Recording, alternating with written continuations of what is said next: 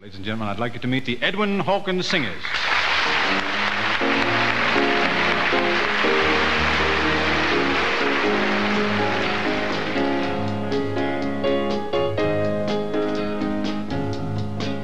Oh, happy day. Oh, happy day. Oh, happy day. Oh, happy day. When Jesus walked. When Jesus walked. Oh, when he walked. When Jesus walked. When Jesus walked. When Jesus walked. He washed my sins away. Oh, happy day. Had it not been for the cohesive character of our African-American sacred music and, for the sake of discussion, secular music, I don't think black people could have made it on the North American continent. It has been the primary ingredient which has bonded us together as a surviving people.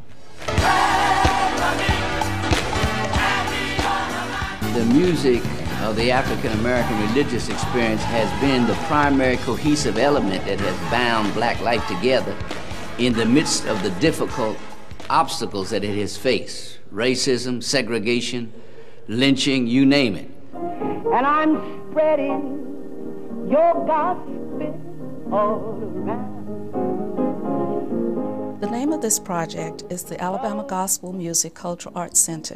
The Alabama Gospel Music Center will be able to attract tourists and students. It is the outgrowth of efforts to renovate and utilize the McCoy United Methodist Church building. It has been my vision as the founder for this to become a state-of-the-art performance facility dedicated to preserving, promoting, and presenting Alabama gospel music.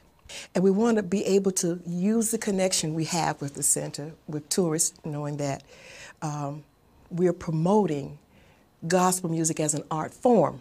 Birmingham has a rich heritage in gospel music. Students need to have a basic understanding of who the people are that have contributed the most toward preserving the history and the legacy that we know now of gospel music. They need to know the names of Thomas Dorsey. They need to know how the term gospel music came about. They need to know people like Rosetta Tharpe. I hear music in the air, up above my head. I hear music in the air, oh yes, I really do believe, I really do. You know, they need to know what did she do and why was she concerned about how people perceived her music, and she was the first to take what was quoted to be sacred music into the nightclubs. Look down that lonesome road before you travel on. Look up, oh look up, and see your maker before Gabriel blow his horn. Very totten sight you load, trudging down that lonesome road.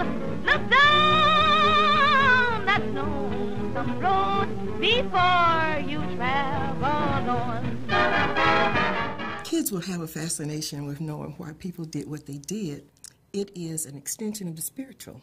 Where people moved to cities, either in the South or in the North, they discovered that their musical needs required, in the context of worship, a new music, something that addressed their struggles and their hardships at that time in those places. They published in 1921 a book called Gospel Pearls, the first book that was published by black people to use the term gospel, which meant a style of music and a style of singing.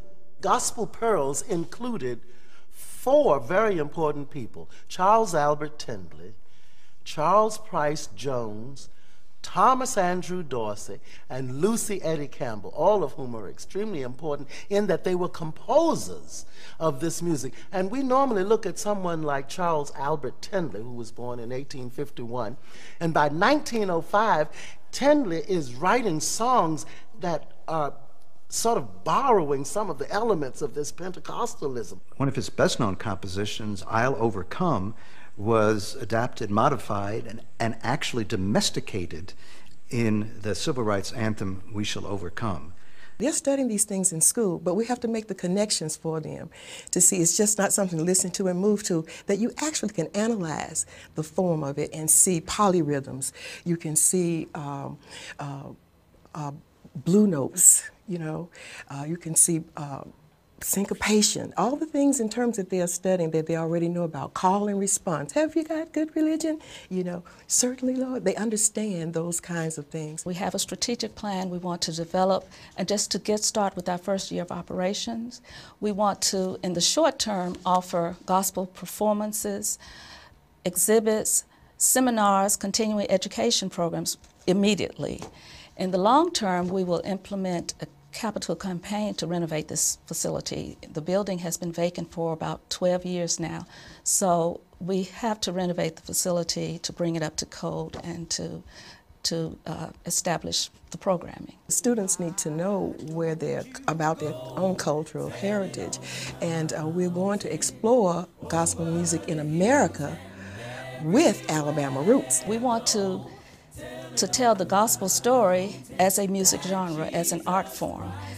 The word gospel literally means good news. So our aim here is to spread the good news about what can happen here in Birmingham with this new venue.